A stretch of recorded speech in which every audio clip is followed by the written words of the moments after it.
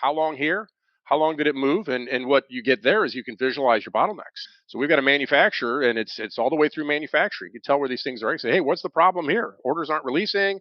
Back to your approval queue. So Mark, yes, we have done some great visualizations after you visualize it and try to plan it. But to your point about architecture, that's part of the architecture as well. Is can you have analytics that kind of span over? You have silos. Growing a business requires a holistic approach that extends beyond sales and marketing. This approach needs alignment among people, processes, and technologies. So if you're a business owner, operations, or finance leader looking to learn growth strategies from your peers and competitors, you're tuned into the right podcast. Welcome to the WBS Podcast, where scalable growth using business systems is our number one priority. Now, here is your host, Sam Gupta. Hey everyone, welcome back to another episode of the WBS Podcast. I'm Sam Gupta, your host and principal consultant at digital transformation consulting firm Elevate IQ. If you are exploring an ERP initiative, order-to-cash processes are likely to receive the most attention as they have a lasting impact on customer experience, cash conversion cycle, and profitability. The OTC process might get completed within an ERP, or it might extend to multiple systems, handing off the process at each step. If you have a simplified business where there is always a one-to-one mapping between your orders, shipments, invoices, etc., then your problems might not be as complicated. But most businesses have a significant need for splitting and merging of various orders, batch picking, and consolidated invoicing. A streamlined OTC process could make or break your ERP implementation and your company's ability to scale. So what are the best practices for effective order-to-cash processes and how to streamline to get the desired results? In today's episode, we invited a panel of cross-functional experts for a live interview on LinkedIn who brings significant expertise to discuss order-to-cash, business processes, and best practices. We covered many grounds, including the scope and branches that extend from order-to-cash processes. Finally, we discussed the process and architectural issues because of the process spanning multiple systems and when the documents may have a different life cycle with significant merging, consolidation, and splitting involved. With that, let's get to the conversation. Hello everyone, welcome to today's show. For today, the topic is going to be very exciting because this is the foundation of any of the ERP or digital transformation implementation. This is the backbone of the implementation, which is called order-to-cash process. If you don't have this process figured out, obviously you will have significant challenges overall in terms of profitability. You might have challenges with your implementation as well. So what we are going to do is we are going to start with everybody's intro. Chris, I am actually going to ask you to introduce yourself if you don't mind. Sure. Chris Gherardini. I'm the CEO and owner of Turnkey Technologies. We've been implementing Microsoft Dynamics ERP and CRM solutions for the past 30 years, so glad to be here. Okay, amazing. Thank you so much, Chris, for the intro, and thank you so much for being here. Dave, can I ask you to introduce yourself next? Sure. Thanks, Sam.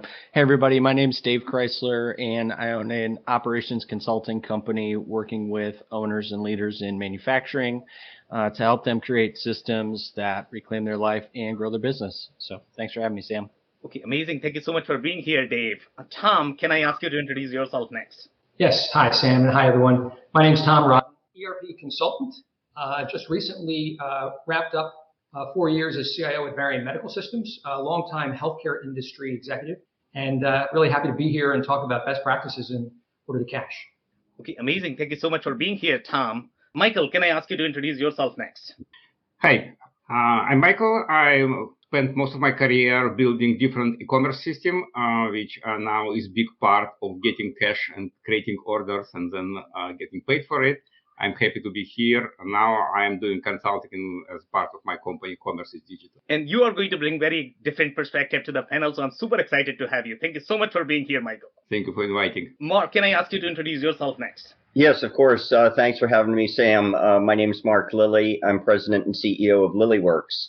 our team created manufacturing ERPs such as Profit Key and Visual Manufacturing years ago. And today we're helping manufacturers improve production performance with a dynamic production method using a tool called Protected Flow Manufacturing. Okay, amazing. And your perspective from the manufacturing, it's going to be very interesting. Thank you so much for being here, Mark. Thank you. All right. So we are going to dig into the topic now, and I am going to start with you, Chris. So just to set the stage, I don't know if our listeners are going to be familiar with what order to cash process is and what are going to be different variations of the order to cash process when we look at different industries, different product type, different type of businesses. Obviously, the order to cash process varies. So do you want to set the stage and talk about how it varies across different industries? Sure. Thanks, Sam. So order to cash, again, very important part of the business, the cash part especially. But if you think by industry, as Sam pointed out, there's variations. And everybody thinks, is it a short process? Is it a long process? And I'll give you a couple of examples. And so, let's just talk about a standard distributor, someone who doesn't make product. But where does the order originate? And it could be external to your business, as opposed to somebody keying in a sales order. That's one origination point. But the order to cash process could start further away. It could start on Amazon. Someone places an order, multi-channel, coming in through an interface through EDI. It lands in your system. And as you visualize order to cash, you really have to articulate every little stop. And part of the ambition in doing that is you want to create velocity in your order to cash process. And so the example where the order lands, what happens? Does somebody have to go look at it? Does the system automatically send it to the warehouse for somebody to pick the product and ship it? What if the product's not in stock? Does it involve procurement? So again, as you articulate those different steps, but if we focus on just a simple example for the distributor where the order shows up, can we have automation? We've got clients that have put in automation where it looks at the requested ship date, doesn't send it to the warehouse early, sends it when it should be shipped, so the guys in the warehouse don't have to think about it and they're picking it, putting it in the box. But moreover, even that process where they're doing a fulfillment and they're actually marking that line item was picked, put in the box. Okay. And what happens? They've picked all the products. There could be more automation that automatically invoices that back. You're like, okay, well, that's nice. But in traditional, we have all these steps. And if you think about how long it takes to get from here till somebody looks at it, sends it to the warehouse, the guy picks it up, he picks it, he puts it in the box, it goes through shipping, it gets on a truck, it goes out the door. They turn it into an invoice, they print the invoice, they mail the invoice, they wait for the check to show up. That's a long process. And again, the goal here is how do we shrink that? If you think about some of the techniques in there, even plugging in like a sales tax subscription. Great, sales tax is accurate. Okay, shipping integration, that's accurate. You've got a warehouse system. So we're picking up little steps here where we're trying to eliminate that people process. Even an automatic invoice process, if you think about how much time that saves. So let's go back to the cash part. How do we get our money quicker? Well, you can send out an invoice with a link, pay your invoice. Well, there's a way someone can go to a website, push cash you. So a lot of different things, but part of it starts with visualizing it. And I think as the rest of the panel gets in here, there could be loops in your process. And I think the better you visualize it, right? Velocity. I'm a business owner. I want that cash in the bank. And we can even talk about, can I get the money up front? There's cash to order to shipping. Anyway, that's where I'll start. But hopefully that gives you some ideas of some of those step points in there as you visualize that process and try to figure out how to automate as much as possible. Absolutely love it, to be honest, the way you described. It's just awesome. And especially since you are using the term velocity, I think it's really important. And we are going to be looking at a lot of different KPIs in terms of how to optimize those steps. So I am going to have one of the clarifying questions for you, and that is going to be in terms of setting the scope. So obviously, when we look at the traditional scenario where you have just one ERP, you are going to have your order, you are going to have your shipment, you are going to have your invoice, and then you are going to be collecting the cash. That's your traditional order to cash process, right? But then you have the branches of and the way you are describing that, you could have multiple steps. For example, let's say if we talk about customer service, now customer service is going to be part of the order to cash process, or is it going to be different? Credit check. Yep, they're over their credit limit. So you're right. There's another fork that could be in the road to credit verification. Exactly. Right. So do you typically consider that as part of the order to cash process, these branched process that we are talking about? Do you have any insight in terms of where to draw the boundaries? Yeah, so it's another step in there, the credit approval. And if you think about workflow, and I didn't mention workflow, but workflow efficiently where the operator can pound the order in, or maybe the order showed up via EDI or via e-com, and it automatically routes with workflow to somebody when the system knows that, hey, they're over their credit limit. So there's a lot of important information the systems have to be set up. Think about lead times on products, even payment terms, credit limits. Again, the better you use those things, I mentioned a sales job subscription, but the better you use those attributes and they're defined correctly, the data is going to move through clean. If you don't have credit limits, right, there's no credit checking. Credit limits are wrong, you got a different problem there. So, but yes, it is part of the process because credit limit is often hit. And a lot of people, what do I do with this? And so again, figuring out an efficient way for that transaction to be routed electronically where somebody looks at it, approves it, updates the customer's credit, or maybe they have a process in the back end where they have to get more credit data from the customer. But those are all processes that could workflow driven. So people aren't moving around with paper. So again, that visualization, but that's absolutely a loop that would be considered in there.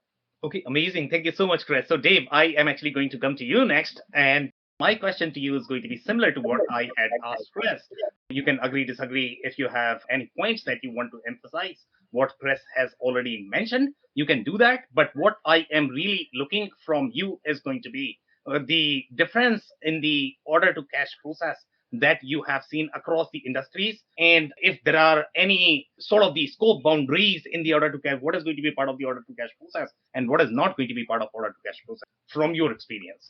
Yeah, thanks, Sam. From my experience, kind of much like Chris said, there is a all-encompassing kind of viewpoint to have with this, to first be able to go and departmentalize or compartmentalize and limit the boundaries of what you are ultimately trying to impact with the order to cash process. So again, from my perspective, having kind of that macro view is going to help you get to the point where if there are some boundaries you can put in there. So I'll give you one example, job shop manufacturing. When we start to take a look at some of those different twists and turns, and you asked Chris about, specifically on the customer service side, in that environment, that is one of the key components of the order to cash process because you're dealing with a lot of specifications and you've got to communicate those specifications very clearly as they're coming into you. And again, back to where Chris started with all of this, which it was brilliant, by the way, but you've got all of these incoming connection points, right? So that could generate from e-commerce. It could be, depending on what your model is, it could be from a distributor, an end user. There's a lot of different entry points. And so organizing and understanding those entry points as they're coming to you, then sorting through those specifications and ultimately getting to the point where you can clearly communicate those throughout the process, throughout the rest of the process, to be able to, impact finally receiving the cash is kind of critical. So those are some of the things that I've seen in that environment. Very interesting perspective. So the clarifying question I'm going to have for you is going to be related to the variations that you have seen. And obviously, since you are emphasizing on those entry points, and obviously the channels are going to be different for each of the industries and the businesses that you are working with, and the in case of machine shop that you mentioned, that you are going to have a lot of specifications. In other businesses, you might not have that. So from the industry perspective, what are some of the variations that you have seen when you work with these companies or the industries as far as order to cash process goes? Yeah, in terms of, are you saying, could you clarify just a little bit for me? How the order to cash process is going to be different across different business type, because each business is unique. They are going to have unique channels. They are going to have unique workflow for the order to cash, right? So when you compare these different order to cash process, what are the differences that you have noticed and seen in your engagements? Yeah, I mean, I would say the biggest difference, again, gets back to understanding what information needs to be communicated clearly to cover the process itself, right? So in the example that I gave, having the specifications that are coming in from the incoming channels and being able to ultimately clearly communicate those out to the rest of the production. I mean, those are things that are going to be, again, touching credit, touching QA, touching the next department, which in that specific example would have been a pre-production department, planning department. All of those things ultimately are going to be able to come together to impact that process.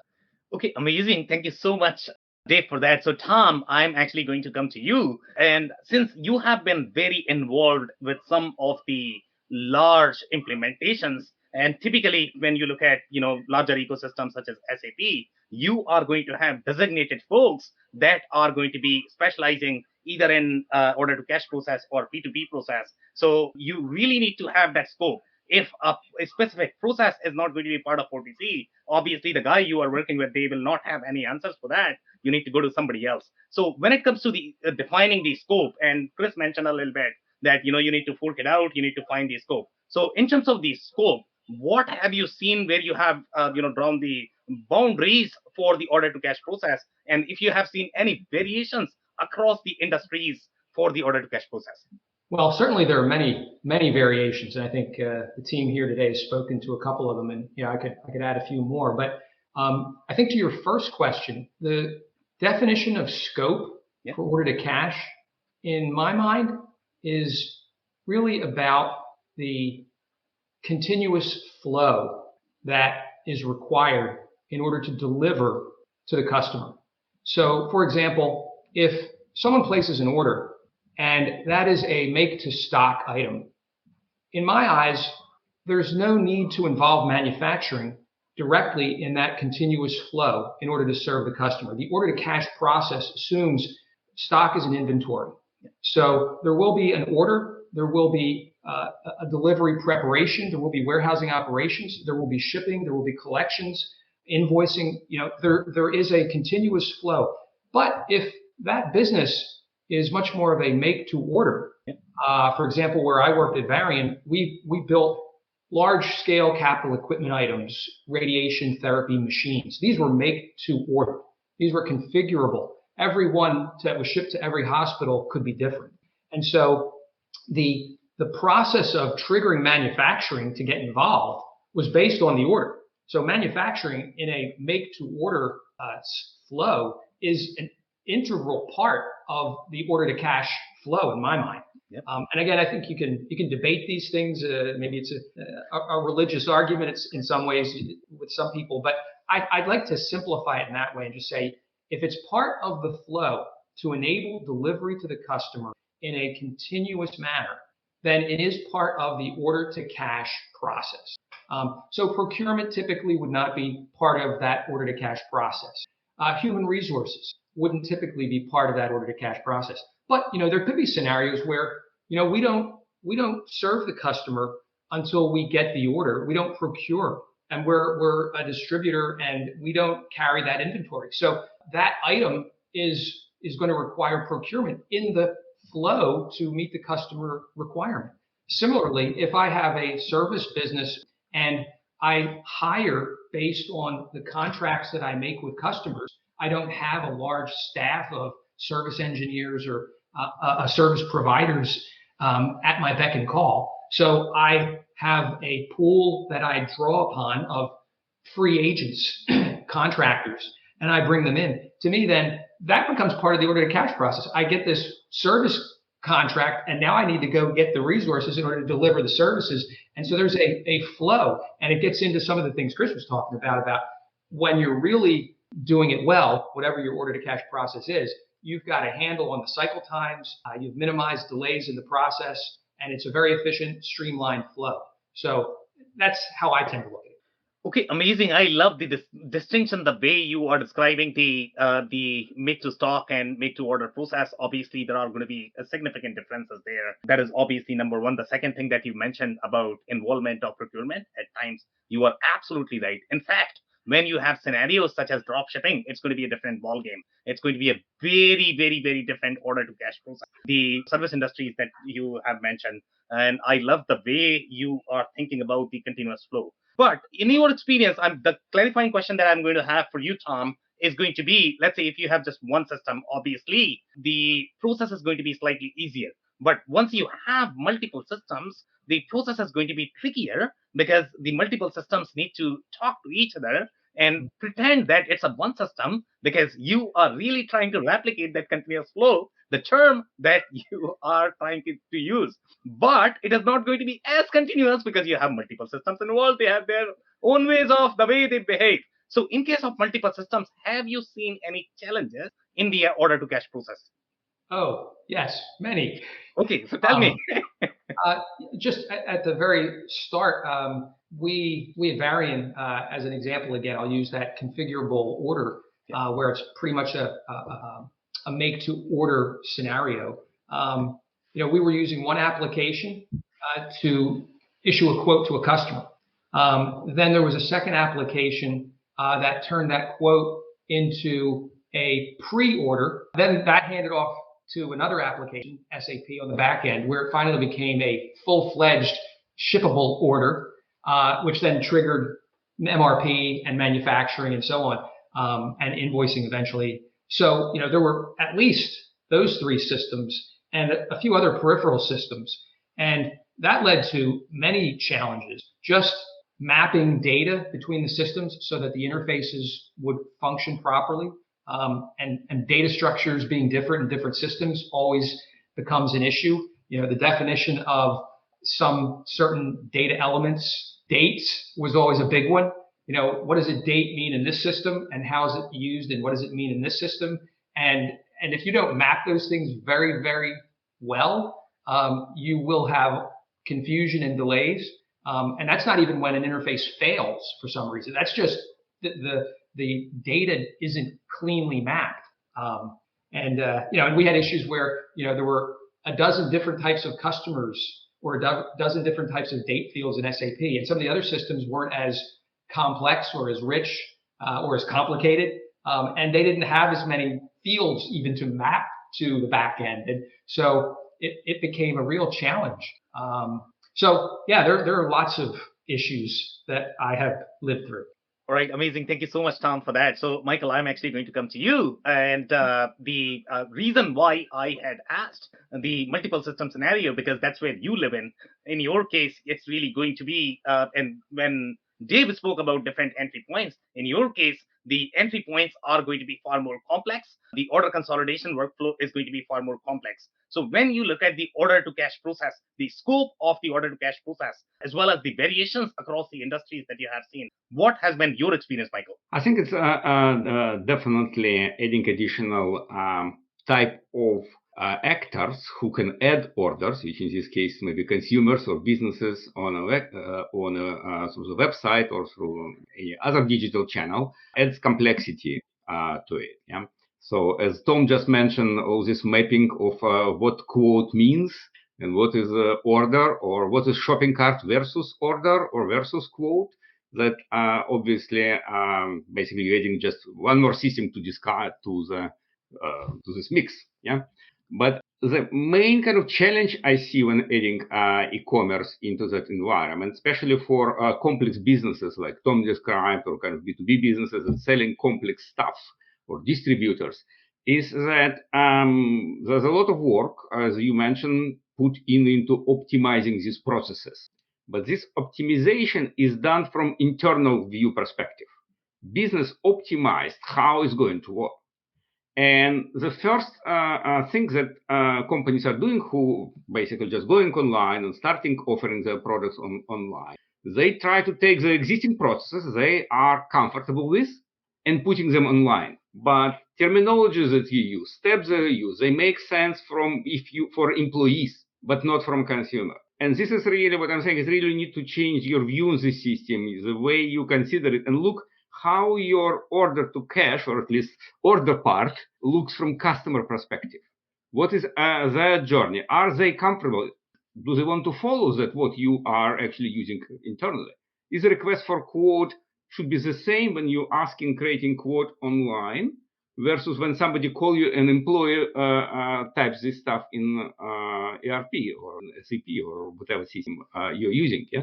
So I think there's a big disconnect that I see between process that optimize for internal use by trained employees, and then putting the process outside of your organization when you don't have trained employees, that basically just the consumers or business buyers, but they're not part of your organization. They don't know your terminologies, they don't know your processes, and really they don't care. They just want to get good customer experience. Okay, so very interesting perspective. So the clarifying question I'm going to have for you is going to be, so obviously the point that you mentioned that, if you are simply trying to expose your internal processes to your external customers, obviously they are not going to be able with it. There could be two perspectives of why they might not be comfortable and how you might be able to solve that.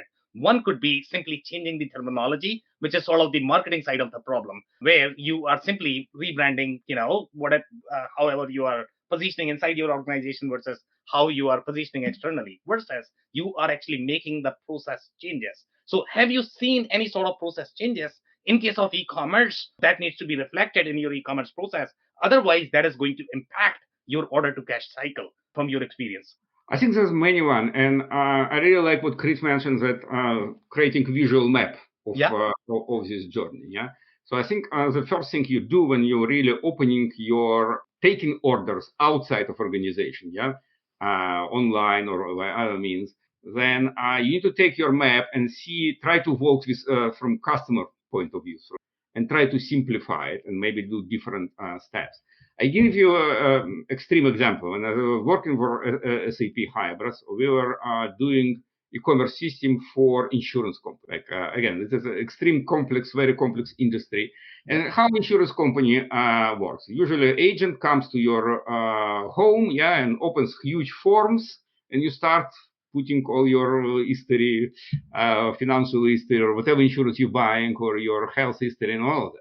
So the first thing they were trying to do online is basically customer comes to your site and having this all long form, and first field is your social insurance number. And they couldn't understand that I'm as a consumer just came to your site. I don't know you. I don't trust you. You haven't told me what you can do for me, and you want me to put my address and my social insurance number in. So that's is really extreme situation when you company needs to change the way how they approach selling online versus selling using the internal process and internal sales.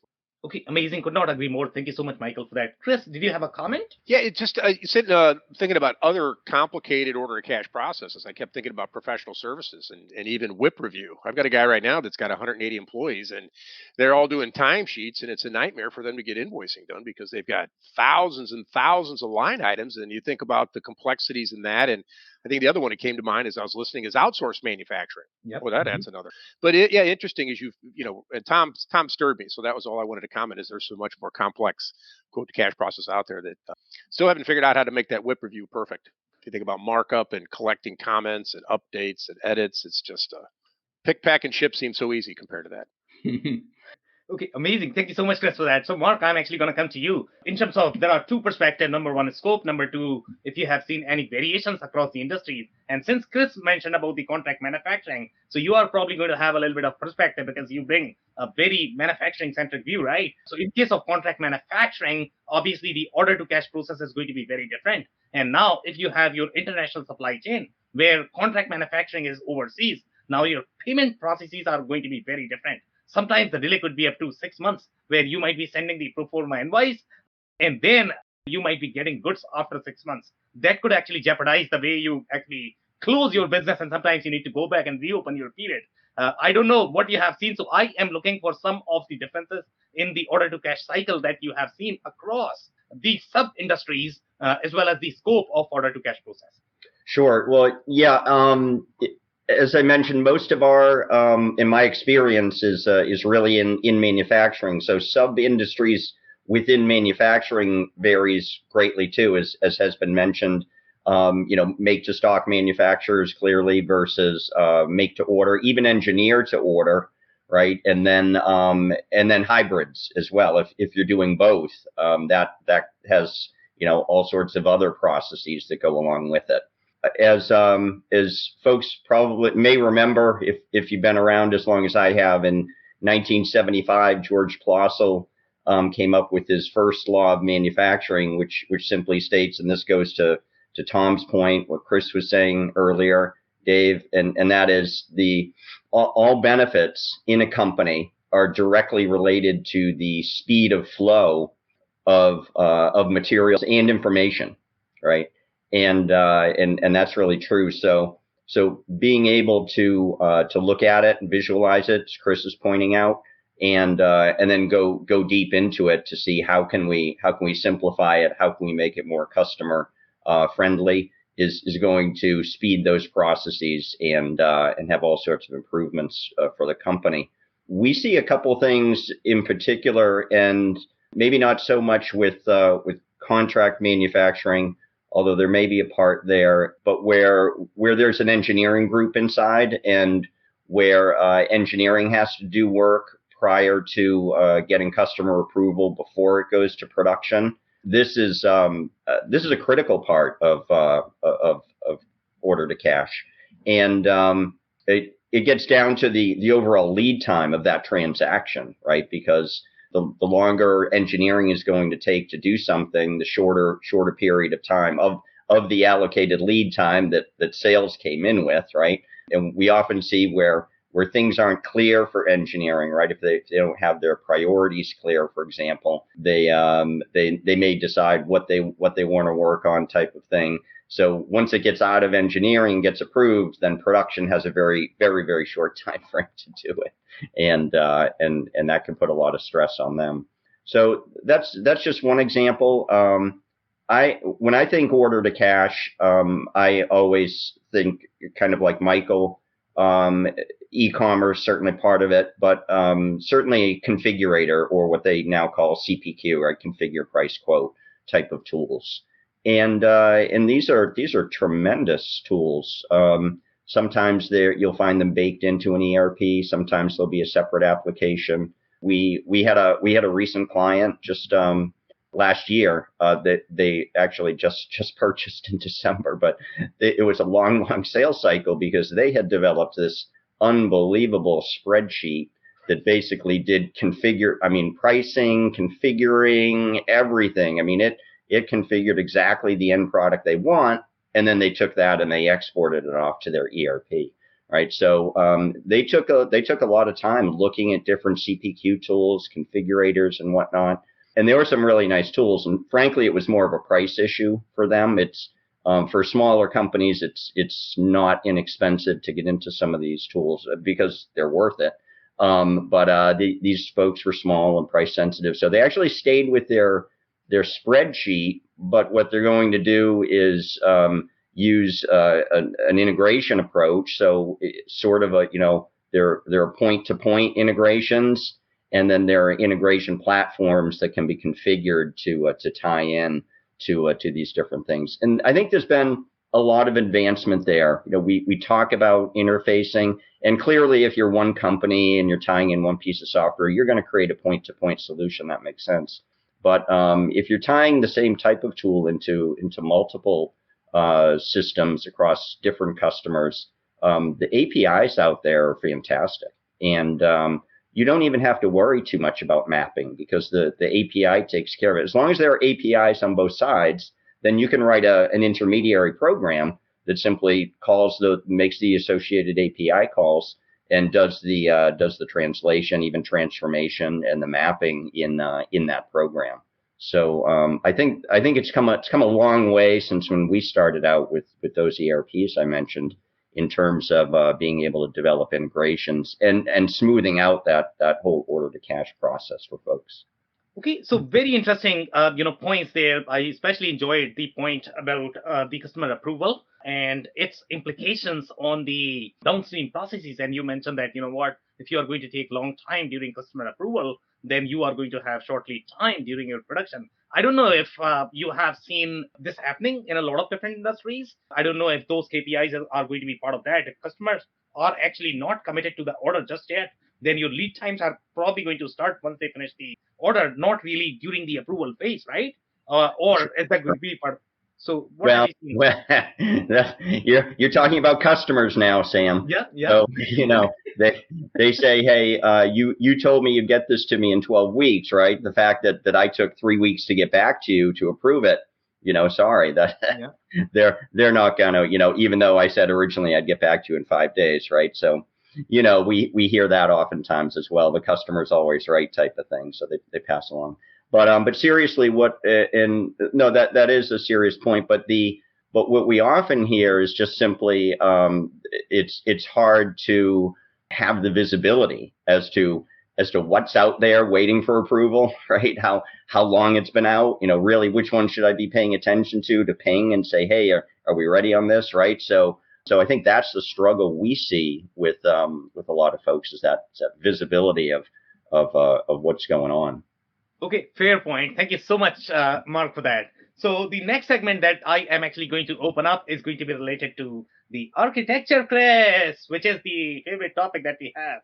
right? So, when we look at the complexity of order to cash process, so we have already discussed the scope, we have discussed the variations across the industries, but the other variation that we are going to see in the order to cash process is going to be when you have this hybrid transaction as part of your order to cash process. So when I say hybrid, meaning you have a lot of splitting and merging of the orders, splitting and merging of the shipments. If you have just one-to-one flow, you are a simple retail shop, easy peasy, no problem. But when you have the splitting and merging and you have multiple systems involved, have you seen any challenges from the architecture perspective in accommodating the consolidation scenarios, whether you are either splitting, merging, consolidating the order, invoice, or the shipment?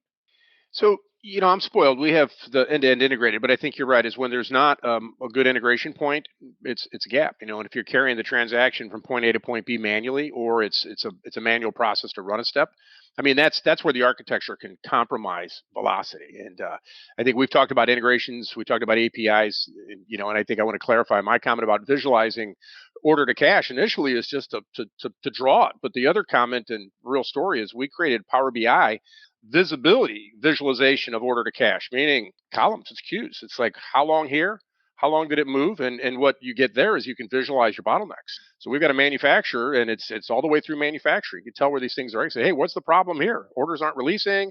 Back to your approval queue. So Mark, yes, we have done some great visualizations after you visualize it and try to plan it. But to your point about architecture, that's part of the architecture as well. Is can you have analytics that kind of span over? Do you have silos? E-com. Are there orders in ecom that haven't moved into ERP? I need to know that, right? What happened? Is my integration stopped working? So that's a whole different aspect of architecture where now we're adding a monitoring. And I think that we haven't talked about that, but I think that's a big part of once you do it, you're like, great, you can't take your eye off of it, but you want to manage the exceptions. And so the architecture, it could compromise exception management, but I think you also need to focus on the analytics of it so that you can tell the thing's running, or it beeps you and says, hey, this one's out of tolerance. We've got 1,500 orders that are waiting to be integrated, for example, and that's a problem because, right, everybody else is waiting for work. So a lot of other factors on architecture. And again, just as you layer over the visibility of it, two kinds of visibility I was talking about. Does that answer what you were looking for? Yeah, I'm actually going to build on top of that. So, Sure. let's say if we talk about the splitting and merging and the consolidation, things could be very, very, very complex depending upon how complex your splitting and merging is. I'll give you some examples. Okay, when you go to industries such as, I think we had discussed the last mile industry or the transportation industry, where your order need to split in a lot of different, fraction, and then you need to probably put that in multiple containers, and that happens in case of your freight forwarding as well. So when you have this large order and then you need to split that and probably create multiple shipment, or you have multiple shipment that need to be I see combined. what you're saying. I see what you're saying. So Yeah. that's where So the major complexity is going to be in the order to cash process. Have you seen any? absolutely. And in your warehouse operations, if you take about looking at whether you're palletizing or to your point, if you're doing container planning, you're correct. You're extending more capability on the backside of the application to figure out the logistics, right? Whether your system's smart enough to know your cubes and what'll fit where, and it knows how to palletize, and it tells you how to load those things. So now you're adding more capability on the back end of the system. Now, hopefully it's integrated, right? Because there's a lot of attributes that are coming from the ERP that have to move through warehousing and into the systems that are going to articulate how to package into your point about splitting. So again, if those aren't integrated systems, it's the example where I took the order over here, I got to go key it back in. Well, you've got to have integration there, or that's going to be a compromising factor for just velocity. You may be able to get it done, but how long does it take? And that's where you have to do your analytics to figure out that, hey, we're losing money. We made money when we made the product, but we lose money by the time we get out the door. There's a realization.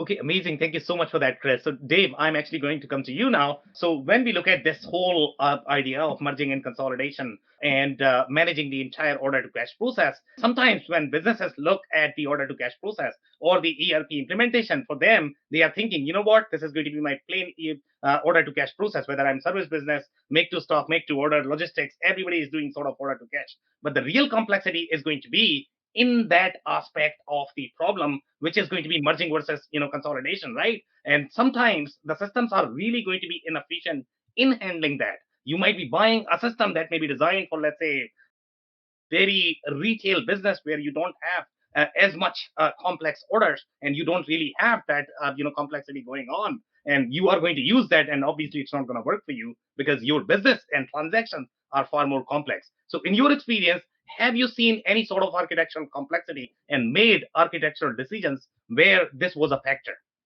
Yeah, and Chris touched on it a little bit, and from the standpoint of yes, in an ideal scenario, you're going to have everything integrated, so you're not dealing with some of those complexities. But from my experience, what I've seen and kind of dealt with firsthand is really the opposite of that. So what you don't realize oftentimes when you haven't done a good job of visualizing what the order to cash process looks like, and all of the different entry points and exit points. And, Sam, to your point, like the splits and whatnot that happen throughout that, when you haven't done a good job of visualizing that, and you could potentially end up with a system that doesn't handle it from an integrated fashion. So in that scenario, and a scenario that I'm pretty familiar with, what we used to have to do when we didn't have that integration was actually take a look at a lot of manual process, a lot of manual KPIs, and that's the trigger points. Back to what Chris was saying, when you don't have the business intelligence built into it, when you don't have the ability to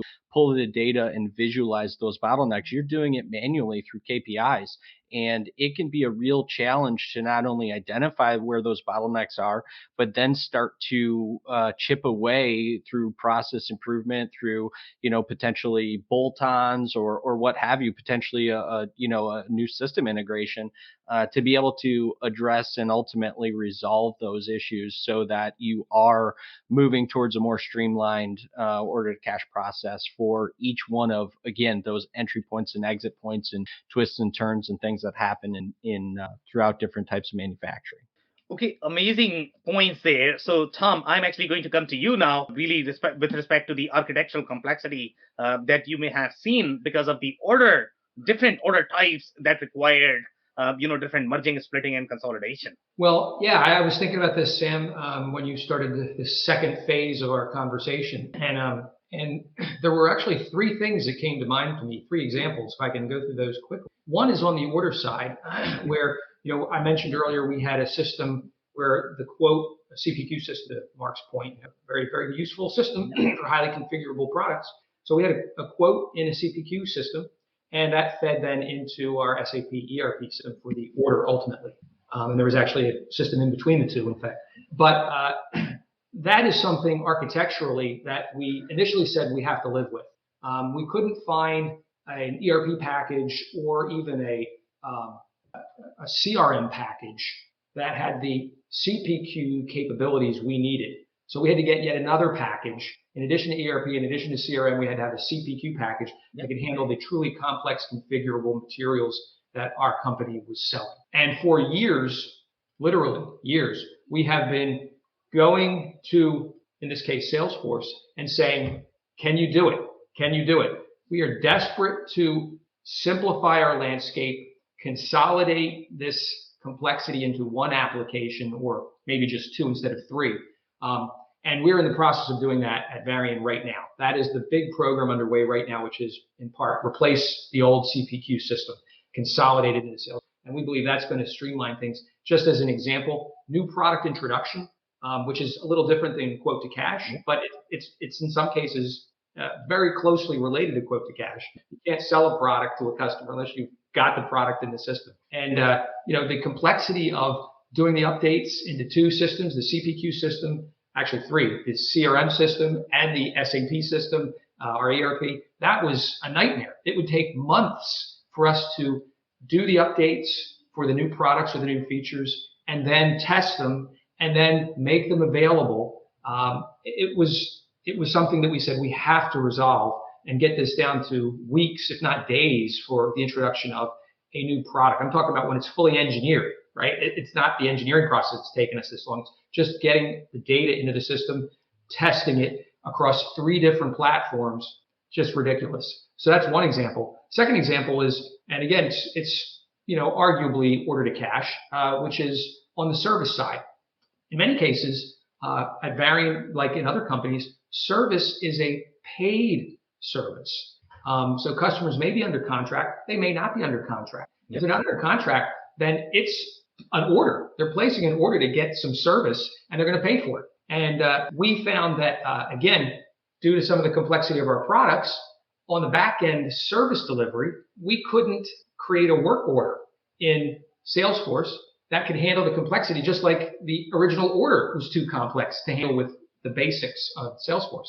And so we ended up with another package on the back end that moved from the dispatch, which was in Salesforce, where, we had a case, it needed to be resolved. The customer had, raised this issue, and we created the case. Then we sent it to the dispatch team, and they had their dispatch console, and then they assigned it to a field service engineer, and that triggered the creation of a work order. But the work order had to be closely tied to the product, and product complexity was, again, something that Salesforce couldn't handle very well, both on the front end for the quote and now on the back end for the service delivery. And so we had another package. Well, we replaced that a couple of years ago. But again, there was incredible complexity, breaks in the process. And the third thing I'll give you as an example was from an architectural point of view, where we didn't have to get a new package, but we had quotes that were being delivered to customers. And then we had our sales order and shipment and invoicing process. And on the invoice, all the way at the end, the invoice coming out of SAP looked so different from the quote coming out of the CPQ system that customers continually raised issues. There were lots of disputes, lots of confusion, delays to our collections, and frankly, bleeding of revenue and margin because of concessions that we would make due to some of those confusions. And we ended up saying, again, architecturally, we can't get rid of CRM, we can't get rid of ERP, but what we can do is we can take the invoice and say, we're going to do the entire customer-facing piece in the CRM layer. So when we get that quote, we'll do it in the CRM system. When we get that order, we'll create it in the CRM system. We'll pass some demand to SAP, but it's not really the order management system going forward. It's going to be an order that will be used to drive procurement, to drive manufacturing, but not for customer-facing purposes. It's more internal. And when we get downstream to the invoice, we're going to do that out of Salesforce as well, not out of the ERP system, so that it matches exactly the quote. And we'll let GL account postings be fed into our ERP from the invoice. And again, it'll be for financial purposes, reporting purposes, system of record for financials. But the customer is going to see an invoice out of the same system that they saw the quote, the same system they saw the order. And so that was a big architectural debate. Could we do that? And I think it's making a tremendous improvement in the speed of the data flow, the cleanliness, the clarity for the customer, and improving a lot of aspects of our order to cash process. So those are a couple of examples. Now we are talking about the reality of the process. I mean, this is how complex the architecture is when you are going to have multiple systems and the kind of challenges you are going to have. It's a nightmare to me. So thank you so much, Tom, for that. And Michael, I am actually going to come to you now when we look at this aspect of the problem, when we are talking about merging and splitting and consolidation. And I think we have discussed this in the past. When we look at the marketplace, now marketplace is a different ballgame. When you look at the marketplace business model, in that the splitting, merging, and consolidation is going to be very different. So what Tom has described is still very easy. If you have marketplace component on top of that, oh my goodness, you are going to have real fun. So from your perspective, when you look at this aspect from the architecture perspective, what are the challenges that you have seen in the order to cash process? I think I actually want to follow up on what Tom just described, because basically a challenge that he described is, again, how to take this information, regardless of what number of backend system you have, how to make this communication to customer and presenting information to customer in consistent way. And also how to get customer involved into this communication and keep track of this communication. And I saw now many systems implemented in a way where these configurators, including CPQ process, are actually built inside online interfaces inside of e-commerce. Yeah, the same as Tom example with services. When I'm defining e-commerce system, I'm looking basically when I wrote a blog post a long time ago saying, for me, everything is a product. Service is a product. It has name, description, price. Yeah. So it also has association with machines that you say, because it's service to serve this machine. So it's a product relation between them. Yeah. So if you can abstract this way and have a single interface to the customer, Then what I'm putting in my shopping cart, maybe I'm buying some standard parts that you have already on warehouse. I'm adding to it configurable product. And of course, e-commerce system is not smart enough to configure a product. So I'm going to CPQ system, but CPQ system returns me blob of data, which is maybe CAD drawing or whatever it is required to manufacture. I attach it to item. You want service? I'm adding service from catalog. And then I'm going to a backend system, and you can handle this, and in that place order can be split. Many B2B focused systems also do order splitting. They do order splitting for this situation. Obviously, your order for service should go into one system, and order for configurable parts should go to manufacturing, and different process. And as Sam said, if you're also running marketplace, and in your case, probably you running hidden marketplace because you may have different suppliers or different companies who you are outsourcing part of production, all of that. Yeah. So I think the order should be split at that time. But again, customer-facing interface, be it e-commerce or CRM, should have consistent reporting.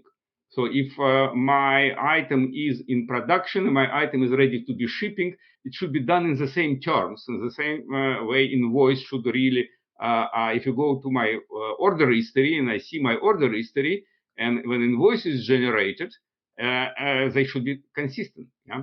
And of course, it's a financial system may generate an invoice, but instead of sending it to customer, it can transfer it to customer-facing system. I think this is what Tom was referring to, CRM or into e-commerce system, that again presented in the same way, in the same place, attach it to the order, so we have really consistent. Okay, amazing insights there. Thank you so much, Michael, for that. So, Mark, I'm actually going to come to you in terms of the architectural complexities that you have seen when the multiple systems are going to be involved, and where you have the complexity of splitting, merging, and consolidation of orders in the O2C cycle. I have to say I don't have much experience there. That's more, I think higher end, especially distribution or larger, over 100 million plus type manufacturers. I'm typically dealing with $5 to $50 million manufacturers who don't really encounter that all that often. What I will say is some of the Michael made a really good point I was going to make, which was the CPQ systems integrate very nicely today with the e-commerce system. So I think everybody's probably had that experience. I've forgotten most car manufacturers. I think now you can get online and pick a model and choose a color and choose different, trim or different scenarios, and it will literally build the car for you that you want to see. Right. So that capability is out there today. In terms of moving forward and what the future is bringing, I think what we're seeing a lot of is of course AI, both under really three areas where AI is being applied, and that is certainly predictive analytics, and I think you can do that today. There are certain there are definitely capabilities where you can take your order to cash cycle today, whether you're including manufacturing or not, and apply predictive analytics to it, and even do different scenarios and see what effect that's going to have, right? So where are those bottlenecks? Where's our biggest opportunity to make improvements along that order to cash cycle, and what's the impact of addressing that, right? So there's predictive analytics, there's digital twin. So probably another higher end way to do that predictive planning or predictive analysis, I should say. And then of course there's always machine learning, where I've heard about some ERP systems today using machine learning in the order to cash cycle in order to identify those patterns, right? Different customer payment patterns, for example, to highlight, which ones are problems, which clients or groups or types of clients are problematic before they, have a negative effect to the company. Okay, amazing insights here. So, Chris brought in Power BI for just analyzing the funnel. Now we have machine learning as well. That is going to be so cool. Thank you so much, Mark, for that. So at this point of time, the only thing we can take is going to be the closing advice. Chris, I am going to start with you. What would be your closing advice? So Yeah, as you visualize your quote to cash process, come back and look at where you can automate business process automation. If you've got people making decisions, and to Mark's point, AI is involved in our applications in helping on credit checking. So if you take a person out of the loop, just like the auto invoice, just think about it. You could save a lot of money, a lot of time, and it's the same thing on payments. You don't need a person putting checks in the bank. Let them do it themselves. So a lot of advantages. Thank you. Okay, amazing. Thank you so much, Chris, for that advice. Dave, I'm going to come to you for your advice. Yeah, thanks, Sam. I would build a little bit on what Chris was saying in terms of visualizing, your flow throughout your operation. And the other thing that really didn't come up today, but I think bears kind of worth mentioning here, is the fact that you also want to be forward-looking. So if there are some plans in your business future to add a new product line or change something about your manufacturing process, you want to be considering those things throughout this process of visualizing your current and future state for your order to cash. Okay, amazing advice there. Thank you so much, Dave, for that. Tom, I'm going to come to you for your advice, please. Well, this panel and talk was entitled in part Best Practices, right? Best Practices in OT. And one thing we didn't talk much about was what do we mean by best? There was a lot of talk about cycle time and speed and efficiency. And that is one aspect of a best practice. But there are others such as Six Sigma accuracy or the ease and intuitive way in which systems and processes work, the transparency for customers, the security and privacy side, that it's really robust, and so on. And in the business I've been in, Varian, speed has not actually been the most critical. It has been much more a case of how do we ensure that we live up to our commitments, we do what we say, we meet our promises, and how do we do it in an accurate, flawless way. And so flawless, accurate, and consistent, reliable, those were the best practices that we were pursuing. So my advice would be figure out what in your business best means. Yep. Because you don't have to be best at everything. Figure out what best means in your industry, in your business, your competitive advantage, and pursue that. Okay, love it. Powerful advice there. And obviously, speed is not going to be relevant for everybody. So figure out, what your core differentiator is. Thank you so much, Tom, for that. Michael, what would be your closing advice, please? I would like to continue with this automation phase because this is why we created computers to stop doing repetitive, boring job. But the question is how to automate, and we all know how difficult it is to get IT resources, how difficult it is to hire developers, and how long it takes to change such critical systems like ERPs. So I'm really excited about these low-code, no-code approaches and the process automation tools because it gives opportunity to your employees who actually know the business and know the process the best to automate them to really make themselves more productive and business, of course, more successful with these tools without waiting for IT or requiring expensive IT resources. Okay, amazing. Thank you so much, Michael, for that. Mark, what would be your closing advice, please?